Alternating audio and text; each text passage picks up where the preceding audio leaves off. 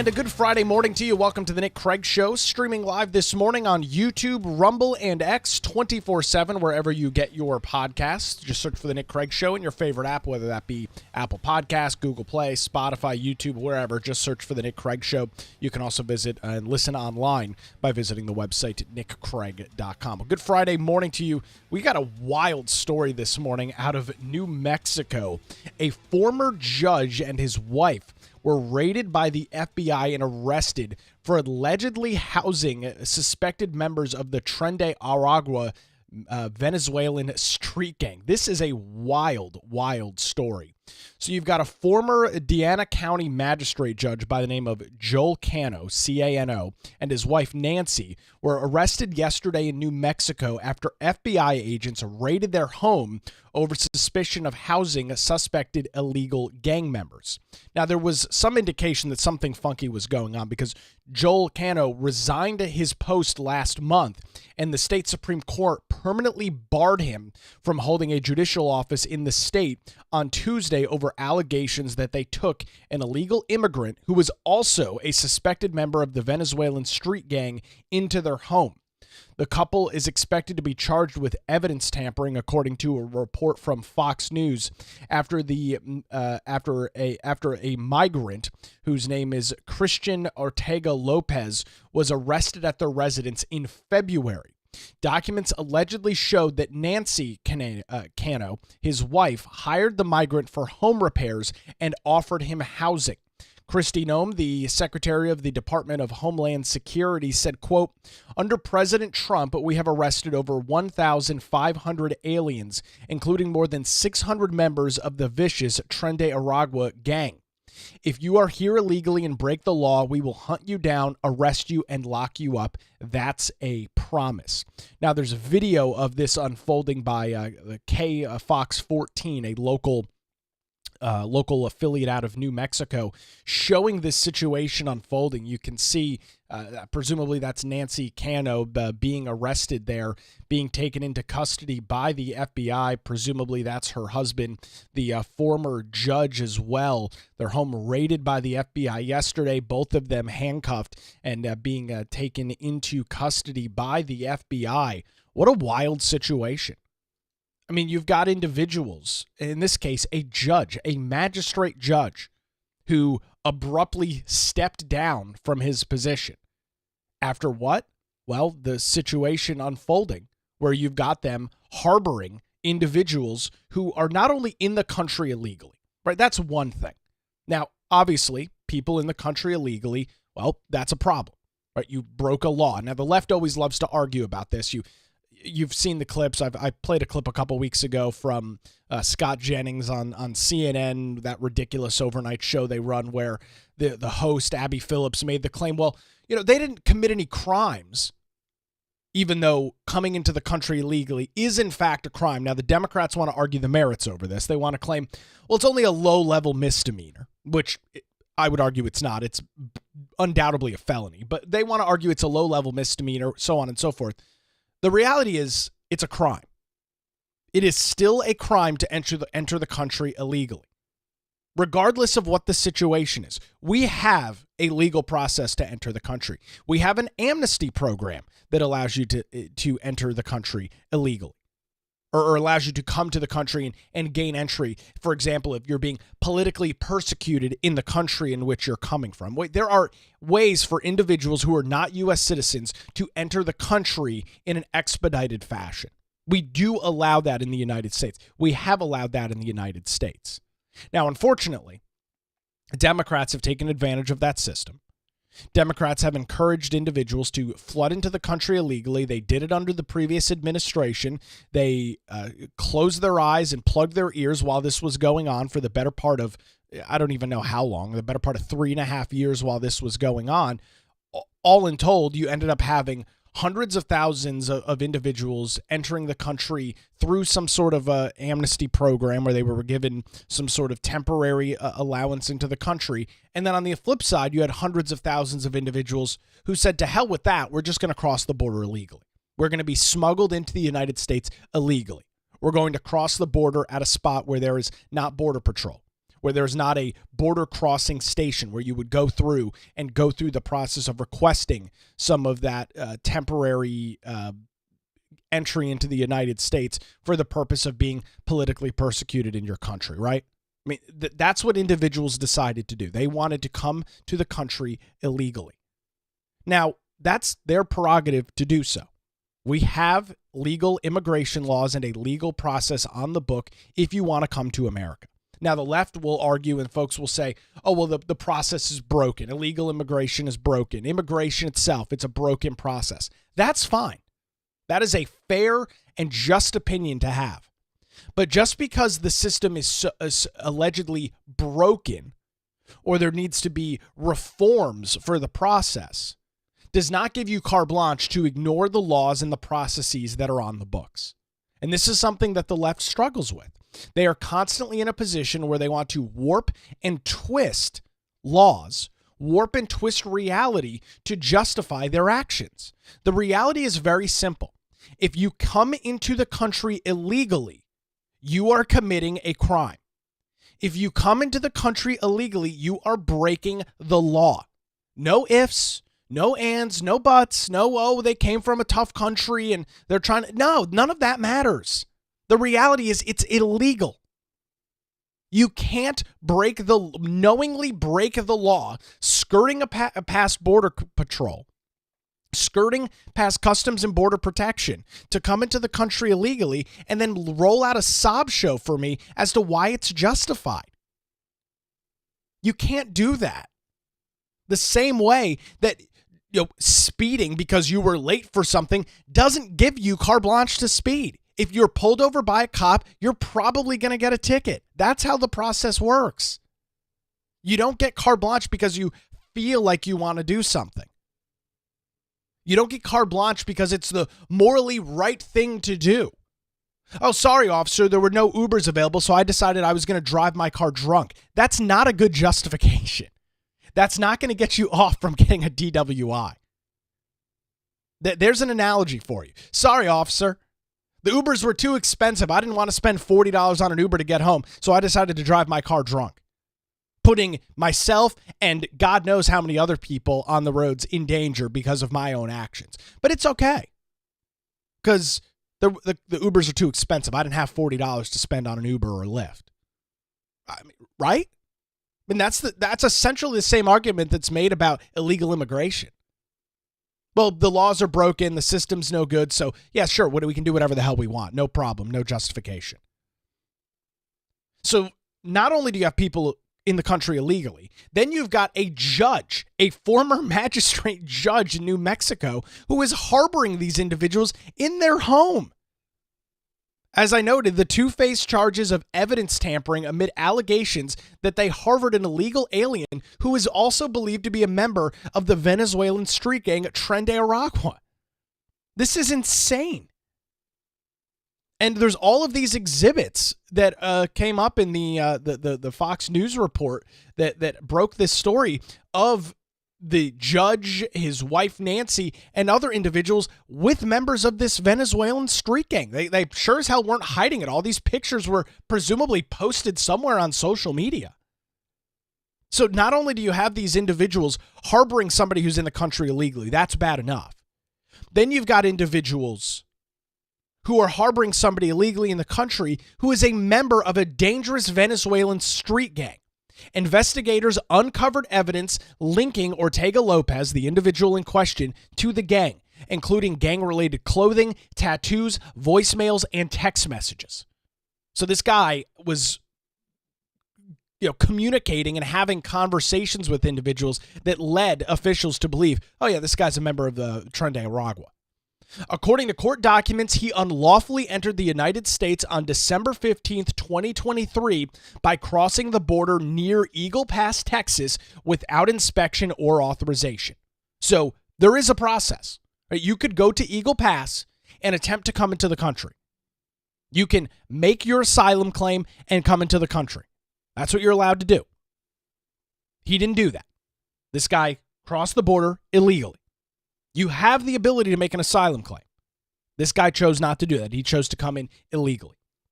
He was released on December the 18th pending removal proceedings due to overcrowding at a Border Patrol facility. He was issued a notice to appear, initiating formal removal proceedings under the Immigration and Nationalities Act. Further investigation led to the seizure of 4 firearms from the residence of April Cano, the couple's daughter. Ortega Lopez was found in social media posts posing with weapons, some of which were claimed to have been owned by April, their daughter. He is currently facing federal charges for being an illegal alien in possession of a firearm in violation of 18 U.S.C. G 922-5. If convicted, he faces up to 15 years in prison. So, in the country illegally, there's one. A member of a Venezuelan street gang, 2. Posing with and having possession of firearms in the country in which he is not legally supposed to be in. There's 3. Now, any one of those 3 is enough. But you've got 3 compounding situations right there as to what's wrong with this story. And you've got a magistrate judge, somebody who went to law school, passed the bar in the state of New Mexico, which I can only imagine, like many other states, is a rigorous exam to get your law license. Undoubtedly knows the difference between right and wrong. Undoubtedly knows the difference as to what is lawful and what is not. That is part of, I can only assume that is an integral part of your job as a magistrate judge, to know when something is legally proper and when it's not. Harboring a Venezuelan street gang member in his house illegally, harboring an illegal alien. Insane. Former ICE field director John Fabernacci told WMPI News, Donna Ana County has been a hotbed of illegal immigration and drug trafficking, as well as human smuggling, for many, many years. To see that a judge would allow this to happen is very concerning. It's incredibly concerning. What else has this judge been doing? As I mentioned, Judge Cano resigned from his judicial position in March, and on Tuesday, the New Mexico Supreme Court issued a ruling permanently barring him from holding any judicial office in the state. The chairwoman of the Republican Party of New Mexico said, quote, "The people of New Mexico are tired of a system where the powerful don't play by their own rules. We demand real accountability for Judge Cano's connection to a gang-affiliated criminal and full transparency on how our judiciary is being held to the same laws as the rest of us. Enough is enough." What a wild situation. But when you've got judges that are partaking in this action, it's wild. When you've got individuals that are held to an incredibly high standard, like a judge, like somebody who is determining very serious things for other people as a magistrate judge, when those individuals believe that they are above the law, that's all I can assume here, right? You believe you're above the law. It's the only justification. You believe that the rule of law is for everybody else but yourself. There's no other justification as to why you would illegally harbor somebody, especially a dangerous member of a Venezuelan street gang, in your house. I think that's a fair assumption to make. I think that's a fair and just assumption to make about this individual. But that's what he did. He got caught, obviously, resigned his position, debarred, and now he's in jail. And now he's going to be charged by the FBI. I mean, you have to seriously wonder what goes through these individuals' minds when this stuff is playing out. Now, to try to draw a parallel and connection here, we've had a lot of discussion and conversation over the last couple of months over the judicial process and the judicial system having serious issues as it relates to politics. You've heard me talk about it ad nauseum. The questions as to whether individuals that are in positions like a magistrate judge, a district judge, whatever the judicial bench may be, that when they are in a position of authority, in a position of power like they are, what happens when their own personal political opinions start, I guess, encroaching on their ability to do their job. But that's been a valid question that's been asked as it relates to seemingly every single executive order from the Trump administration being slapped down in the courts. Seemingly every single decision by Trump, executive authority, executive orders coming out of the Oval Office are being slapped down by U.S. district judges from who the hell knows where, right? People that represent a relatively geographically small district, determining that the president can or cannot do something as it relates to immigration law, for example. So what do you do when you've got these judges that are acting in a completely inappropriate manner like this judge was? Now, I don't know exactly how his rulings on the bench were as a magistrate judge, but I think it's a fair assumption to draw, and probably something that's going to be investigated and presumably was investigated by the New Mexico Bar Association, determining that this individual is not capable of making those decisions on the bench. That's why he was disbarred. You're not just disbarred for no reason. You're disbarred when it's determined and it's obvious that you're incapable of doing your job and holding yourself to the standard that you're required to as somebody who holds authorization from your state bar or whatever, however many states you've gone through and passed the bar exam in, whatever states you're allowed to practice law in legally. So what happens when your own political preferences start rising to the level that you can no longer do your job? It seems like that's the case here with Judge Cano, the magistrate judge out of New Mexico. His own personal political opinions, who I'm sure he believes that the immigration system is broken. Based on this story, I'm sure he has an incredible amount of disdain and hatred for President Donald Trump, for Kristi Noem, for anybody else that's in the administration that is trying to allow the United States to get back to a position where we, maybe follow immigration law that's on the books. Maybe hold individuals accountable to laws that they have broken, secure our border, use immigration law as it's supposed to be used, enforcing laws that are on the books. I'm sure Judge Cano's not a fan of that at all. I'm sure he despises the Trump administration, despises Republicans. And there's some evidence proving that. As I was going through this Fox News article, there was some evidence that Judge Cano was set to had spent some time within some big time Democrat circles in New Mexico, which is a blue, very, very blue, hyper blue state. So it would seem that he, of course, was very much affiliated with the Democrat Party, and would exactly explain this kind of situation. This is a good example of individuals being held responsible and accountable for their actions, as they should be. We live in a society in which we have the rule of law. We live in a society in which laws are on the books, whether they're federal laws or state laws, that need to be followed. There's this weird thing from the left that they want to gaslight you into believing that certain laws just don't need to be followed. Certain laws are unjust and unfair. And while that may in fact be true, I mean, there's plenty of stupid laws that exist throughout the country, plenty of stupid laws that exist in North Carolina. But just because they're stupid, just because you disagree with them, does not give you the authority, does not give you the right, does not give you any sort of legal protection to ignore them. Does not give you the right to say, I don't agree with this law, so I'm not going to follow it. You and I can't operate in that manner. If you choose to just rampantly break the law constantly, you are eventually going to be arrested, charged, and held accountable for it. But for whatever reason on the left, they seem to believe that a lawless society is what they want to push towards.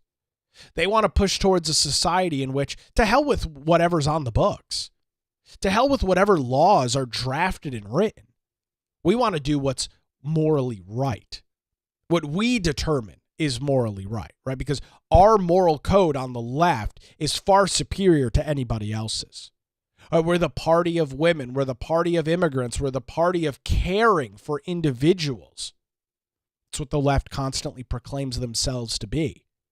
And so anything that is abject to this moral code that the left has, right, they believe it is okay to admonish those laws, to ignore those laws, and in some cases, just break them because we don't like them. We believe that it's okay for individuals to come into the country illegally. We believe it's unjust for individuals to have to follow immigration law that's on the books to come into the United States of America. That's what the left believes. Not only do they believe it, they're willing to put it into action. They're willing to ignore individuals breaking the law. They're willing to ignore the facts of any situation because they believe they're on some moral high ground, some moral high road, and can justify their actions that way. The fact of the matter is that's not how it works, right? Your feelings, your opinion, your thoughts, and your prayers, and all of this other crap that you hear from the left constantly really doesn't matter. The fact of the matter is very simple.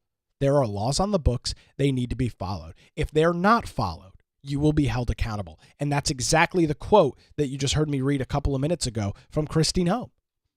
If you're in the country illegally, if you're in the country and you're not supposed to be, you will be arrested. Her quote, "If you are here illegally and break the law, we will hunt you down, arrest you, and lock you up." That's a promise. Now, the left sees that as, first of all, they see it as racist because, of course, that's a go-to for the Democrat Party. Anything that comes out from Republicans is inherently based in race. That's how the left operates. So they see it as racist and they see it as disgusting and despicable. Can you believe that the Secretary of the Department of Homeland Security is telling people that if they're here illegally and break the law, that they're going to be hunted down and arrested? Can you believe that? How despicable of an act from Kristi Noem. That's what these people think. They're insane. Now, I will give this family, the Cano family, credit. There's often the discussion, well, hey, if you're in favor of illegal immigration, invite these people into your house. In the case of Judge Cano and his wife, Nancy, I guess they lived by that rule. They, in fact, did. Turns out that's also illegal. Turns out harboring somebody who's wanted in the country is also illegal. Surprise, surprise. You would assume that a judge would know that in New Mexico, but I guess not. So we'll see what comes of this story. We'll continue to track it right here on the Nick Craig Show.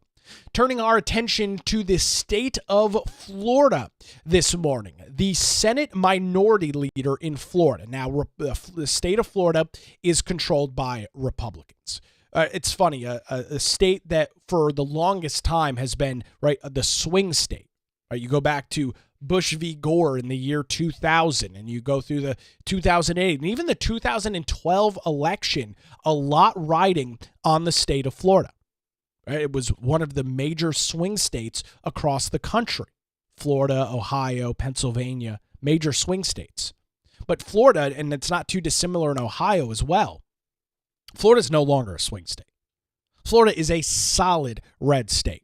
A lot of that is to the great success of Florida Governor Ron DeSantis, who has really taken that state by control, has really done a phenomenal job rolling out, I believe, in a very logical and reasonable sense, the conservative agenda, the conservative ideology, and has rallied the Republican Party and Republicans throughout the state of Florida.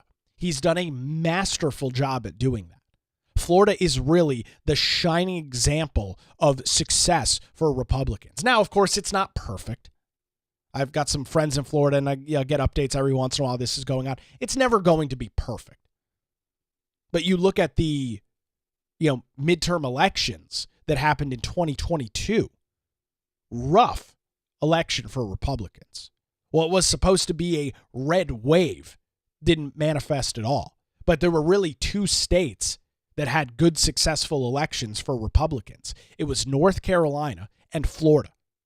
Florida had a banner year in 2022. North Carolina, pretty good year as well. And so you've got a state that is very squarely controlled by Republicans in the state of Florida. So this unfolded yesterday on the floor of the Florida Senate with the minority leaders. This would, of course, be the Democrat Party, the minority leader having this to say in front of his fellow colleagues. Take a listen. Whom I'm finding may not want it. There'll be a caucus meeting later this afternoon where I hope that the members of the Democratic caucus will elect a new leader. For today, I FedExed my voter registration form to change my party affiliation to no party affiliation. Joe Scott should receive that by 8 a.m. tomorrow morning in Broward County. And here's why. Our constituents are craving practical leaders, not political hacks. We are entrusted to be guided by our conscience, and while I suppose it's easier in theory than it is in application, even my worst detractors have no valid claim that I can be bullied, that I can be bought, or even borrowed for a special interest. I am my father's son, even in his death. I am my mother's son while she is still alive. I will not miss another one of her birthdays, and I will return to who I was when I became a young man, independent in thought, in my passion, and my conscience, not consultants. Pretty wild comments there as Jason Pizzio, a Florida State Democrat minority leader. Right, this guy was the leader of the Democrat Party in the Florida Senate, excuse me. Right, the highest level that it goes for the party that is not in the majority, the minority party, announcing yesterday on the floor that he has FedExed his voter registration. He's not becoming a Republican, but he has changed his affiliation to no party affiliation. And I guess it makes sense, right? Because one of the interesting things that you're trying to see, or that I believe you're starting to see, is that Democrats, more moderate, sane, competent Democrats, are finding themselves ever more frustrated with their own party. They are finding themselves ever frustrated with the individuals that they have to surround themselves with.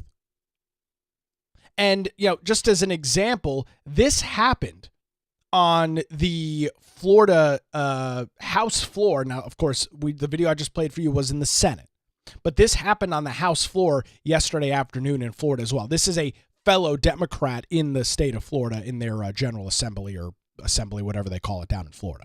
And for me, this bill is not about protecting children. It's about exerting additional control over what our kids are allowed to read and are allowed to learn. It's only going to cause more in the courts, more money it's going to cost us. Please vote down on this bill. Voting no on HB 1539 is not a vote for inappropriate content. It's a vote against broad overreach and censorship that undermines educators, restricts students' intellectual development, and diminishes the quality of public education in Florida. Now, the bill, as you hear Democrats yelling and screaming about it, was attempting to take pornography out of books in classrooms. And you've got, of course, Democrats, very similar here in North Carolina, that seem to think that's okay to have in schools. So you look at these more middle-of-the-road Democrats, which presumably Jason Pizzio is in Florida. He finds himself fed up with this party, and he's deciding to leave. I mean, we saw a similar situation unfold in North Carolina back a couple of years ago with Tricia Cotham, who gave Democrats the extra vote that they needed to not become the not have a supermajority in the North Carolina Senate. Or in the North Carolina House, Tricia Cotham out of Mecklenburg County. Democrats bullied her to a pulpit. And so what did she do? She changed her party affiliation, gave Republicans the supermajority, and they were able to override something like 40 Governor Roy Cooper vetoes over the last two legislative sessions. It's insane. Right? Democrats bully their own members into leaving their party. Democrats, I believe, are truly lost right now. And I've got a very interesting story on that coming up as it relates to the DNC. Some controversy brewing there as well. All of this really kind of sticking together this morning. I want to remind you that if you are interested in getting access to daily show notes and more, head on over to patreon.com/Nick Craig. That's patreon.com/Nick Craig. Each and every weekday morning, you'll see a new post pop up there that's got all of the links, all of the videos, all of the posts from the show that has just taken place. All of that is available, plus access to our monthly hangout. That will be happening coming up for you next Wednesday, 7 o'clock on Zoom, April the 30th. We'll be chatting the latest political news and more. That is available exclusively to our Patreon subscribers over at patreon.com/Nick Craig. Appreciate everybody that has come on board and supported the show over the last couple of months. We'll talk about some controversy brewing in the DNC coming up here in just a few minutes. You're listening to The Nick Craig Show, streaming live this morning on YouTube, Rumble, and X, and 24/7, wherever you get your podcasts.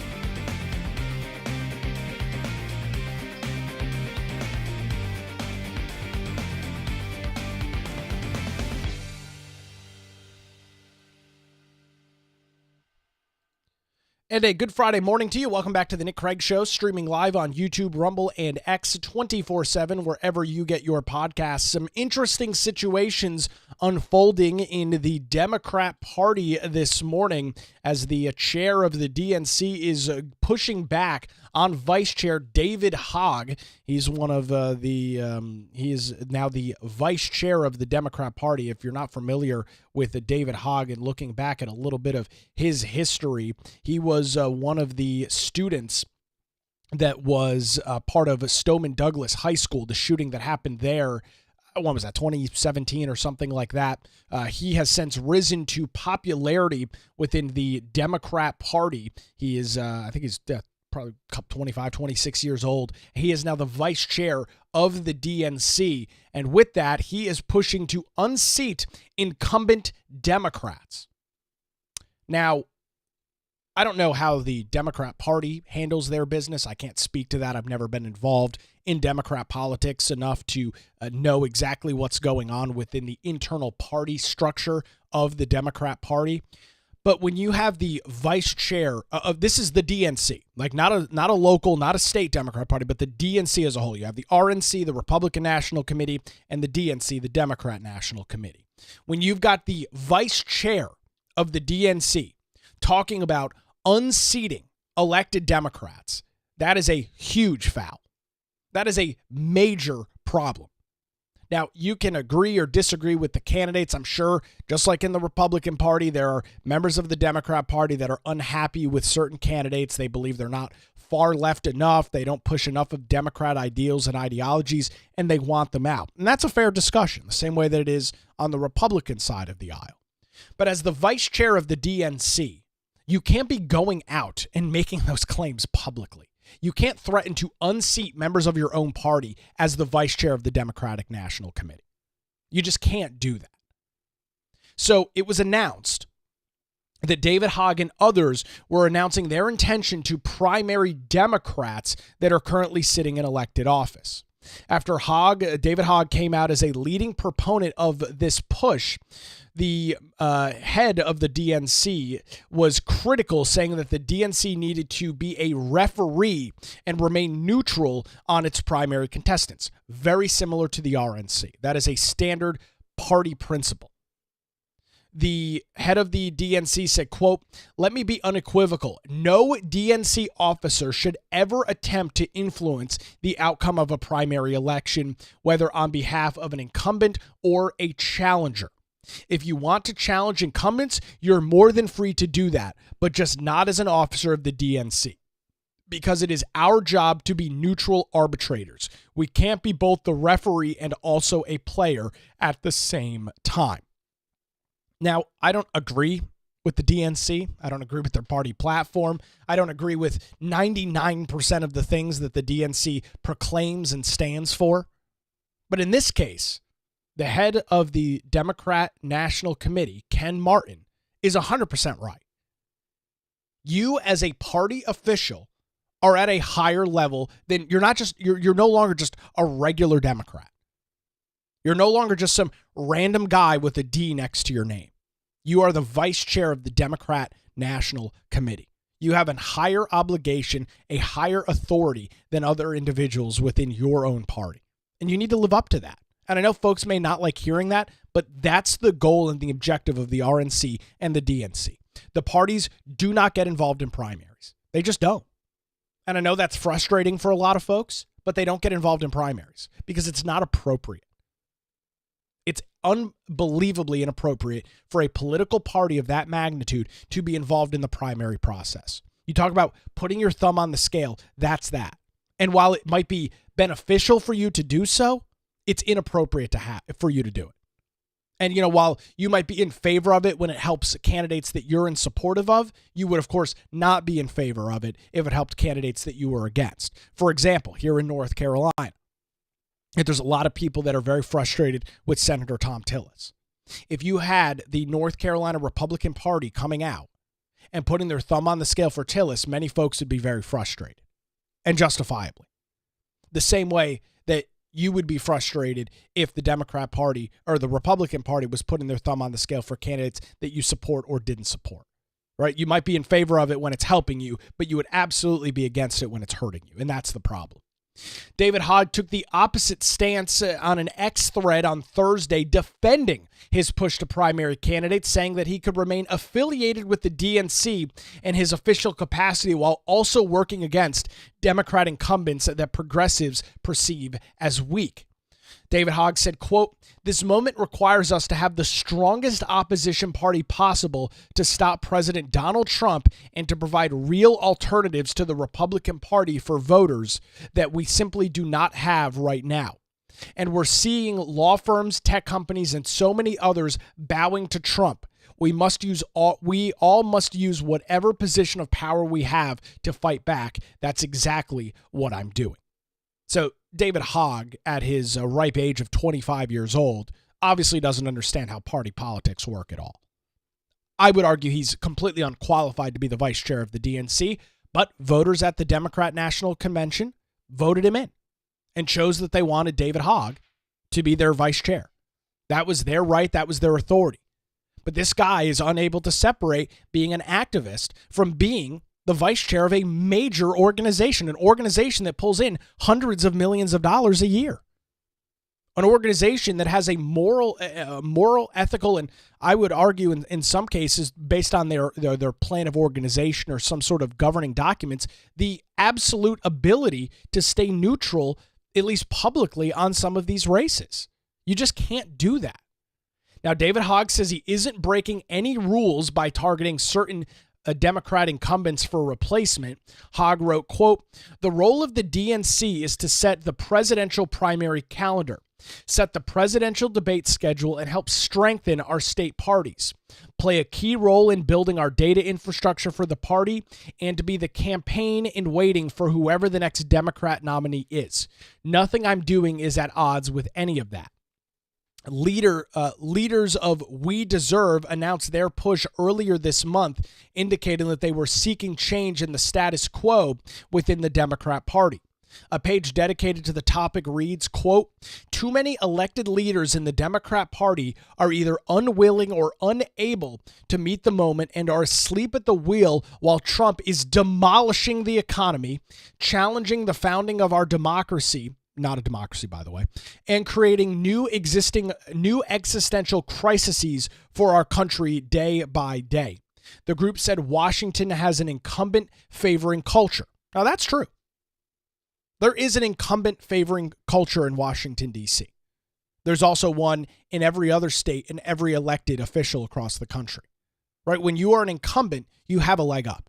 There's no question about it. You're already in the job. You already have the connections. It's easier to fundraise. There's no question about that. But what do you do? Well, I hear this all the time. Oh, you're never going to beat an incumbent. But there's some truth to that, sure. But it's not always the case. There are benefits of being the incumbent. There are benefits of winning an election. Part of that is getting reelected is easier. And I don't know of any magic wand that you can wave that solves that problem. There are just benefits and advantages of winning an election, being a public official. The group said, quote, "Today's party politics has an unwritten rule. If you win a seat, it's yours for life. No one serious in your party will challenge you. That's a culture that we have to break." Well, that's not true. And your seat for life, I mean, that's an opinion. But that doesn't stop anybody from seriously challenging you.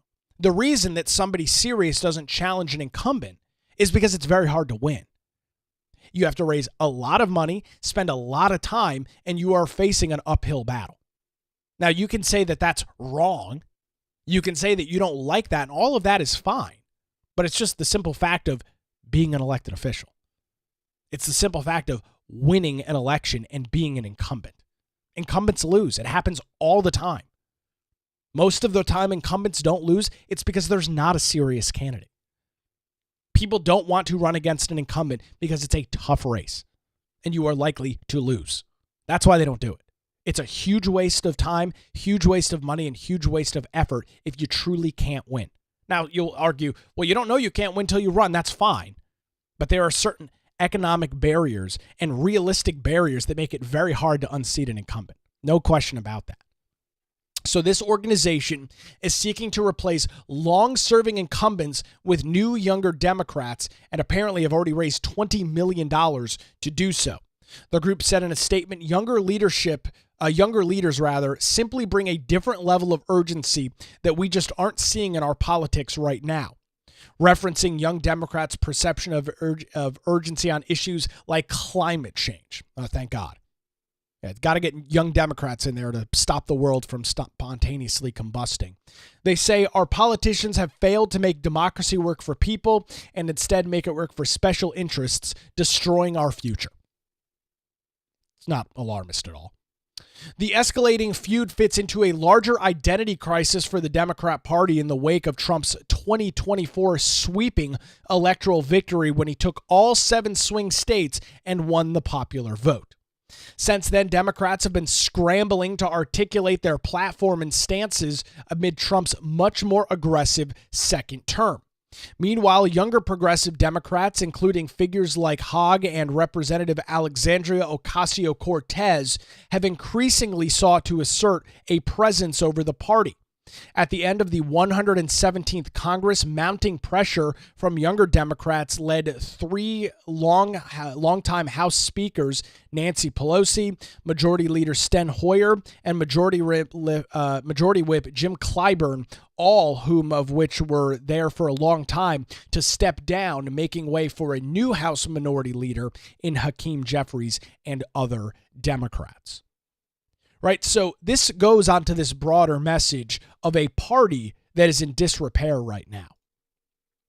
A party that is struggling big time to figure out their identity. That's, well, the Democrat Party. They ran an entire election in 2024. Well, first it started with propping up a guy who was mentally not capable of dealing with the presidency.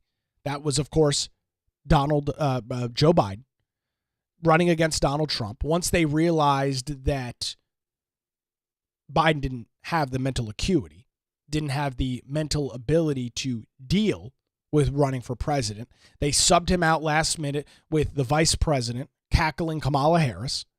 She got into the race, ran a 9-week campaign, got her ass handed to her in November.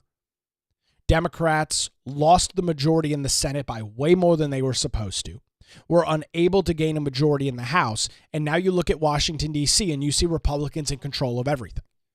They've got the Oval Office, they've got the House, they've got the Senate. There's really nobody to blame but themselves. There's nobody to point the finger at but Democrats. They ran a terrible candidate. They ran on issues that were broadly unpopular for the vast majority of the American people. They tried running on men and women's sports. That was a winning issue for the left. At least they thought it was, even though that's an 80-20 political issue of which the Democrats are in the 20%. They wanted to run a campaign on culture war issues. They wanted to bring up a whole bunch of culture war nonsense and garbage. Meanwhile, Americans spent 4 years struggling economically under Joe Biden. Americans spent 4 years dealing with the plague of illegal immigration in our country, dealing with rampant drugs pouring across our U.S.-Mexico border, and a party that wanted to do nothing with it. A party that wanted to sit on their hands, whistle, and hope that the problem would solve itself magically. Like one day they were just going to wake up and nobody would care about illegal immigration. One day they would just wake up and not care that hundreds of thousands of pounds worth of fentanyl and other illicit drugs were flowing across our U.S.-Mexico southern border. I guess if they ignored it long enough, it would just disappear. That didn't happen. The American voters sent a very strong message in November of last year that they were not in favor of and fed up with the Democrat Party, their ideas, and their policies. And I've made this point a lot, and I'll continue to make it. Their ideas currently suck. The Democrat Party's ideas are garbage. And it's evident based on the election. What is tell me what the Democrat Party stands for. Democracy? I mean, that's it. My democracy. We got to stand for my democracy. My democracy this. My democracy that. That's all they can talk about. I mean, you even heard it in the stupid tweet from David Hogg. Trump is rooting out American democracy. We're not a democracy. We're a democratic republic. If you're going to yell about an existential threat to the United States political system, at least know what we are. But that's all they've got. It's to yell and scream and bitch and complain about democracy. Doesn't mean anything. It's not a policy platform. That's not an issue-based campaign. Donald Trump being a Nazi is not a campaign policy. Donald Trump being a racist is not something that you can win an election on.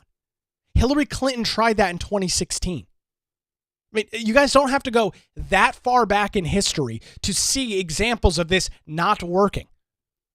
But for whatever reason, calling half of America deplorable and claiming that half of America are bigots and racists is not a very successful way to win an election. That's news to me. I'm shocked that calling hundreds of millions of Americans racist and stupid is not a successful way to win their vote. But that's what the Democrat Party's done.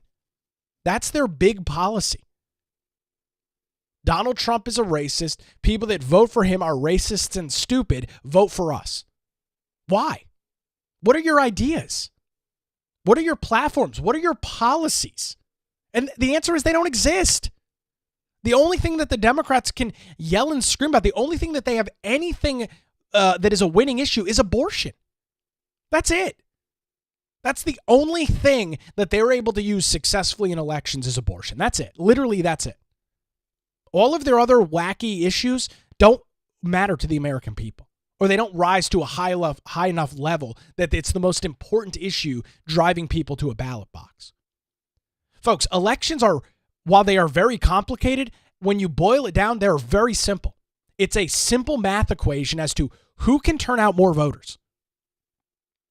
What issues will turn people out to vote in November? That is what an election is. Now, yes, there's a lot that goes into that. There's a lot of number crunching, a lot of data analytics, a lot of math and things that go into figuring that out. But when the rubber meets the road, it's how can more of my people turn out than yours? That's an election. I need more people to vote for me than vote for you. That's it. And how are the Democrats capable of doing that when they don't have any issues? When you poll voters and you ask them what their top issues were, as we're done with dozens of polls leading up to the November election, you found that the issues were the economy / inflation. Some polls had those together. Some polls differentiated them. So the economy / inflation, jobs, and crime. With crime being normally crime / illegal immigration, or sometimes it was separated. Those are the big issues. And so tell me where the Democrats stood on any of those issues. They had 4 years to run the economy. They had 4 years to deal with inflation. They didn't. Inflation peaked at 9.5% in the middle of Joe Biden's presidency. Prices were skyrocketing under his watch. Hundreds of thousands, millions of individuals were streaming across our border under Joe Biden's watch, committing heinous, violent acts of crime in cities across America. Those are your two big issues. And what were the Democrats' policies on that? Who the hell knows? I don't have any clue. Oh, they could talk a big game about immigration. They could talk a big game about the economy. They were in charge for 4 years and didn't do anything about it. For the first 2 years of Biden's administration, he had absolute control. The 2022 midterms were a freaking disaster for the Republicans. An unmitigated disaster. They were unsuccessful in securing the House and the Senate. It was a mess for Republicans. No red wave. Didn't happen. So Joe Biden had control. He was able to run the country in the way in which he wanted. Democrats had the ability to run the nation the way that they wanted. They did. They ran it straight into the ground and then go, how did we lose? Why didn't we win? Why did Trump, for the first time in over 20 years, win the popular vote as a Republican? I wonder why, guys. I wonder why. I don't know what's going to happen with the Democrat Party over the next, call it 12 months or so. I mean, they've got a very short runway here to reimagine themselves. They've got a very short runway to figure out what they need to focus on, what they need to really, really harpen in on and run with for the midterms in 2026. If Democrats are incapable of winning either the House or the Senate in 26, they are screwed. I mean, you think the first 2 years of Trump are going to be bad? Wait till the last 2 years of Trump, when he is on his way out the door and Republicans still hold a majority in the House and the Senate. The Democrats scream about how everything is being dismantled right now. It ain't going to be a fun 2 years for you guys then, I can promise you that. So I don't know what the solution is here. I don't know what the Democrats do to try and reimagine themselves. They've got idiots like David Hogg as the vice chair of the Democrat National Committee calling the shots and running the show. This guy obviously doesn't know anything about what's going on at all. It's a mess. You've got power struggles in the Democrat Party that are going on. It's a disaster right now. I'm all here for the show. I'm eating my popcorn and watching it as it unfolds. But boy, if I was a, more maybe not middle of the road Democrat, but leaning a little bit more to the progressive side of the aisle, not a crazy out of control liberal, but like a more moderate out of control liberal, I'd be mortified with what I was watching right now. I would be so pissed off watching what I'm watching out of my own party, because To David Hogg's credit, he's right that voters want the Democrat Party to be the opposition to the big, bad, mean orange man and all of those awful, terrible Republicans that are in Washington, D.C. And the Democrat Party's not doing that right now. They're eating themselves alive. There's a ridiculous amount of infighting that's going on, and they have no ideas. They have no policies, and they have no platforms that are popular with the American people.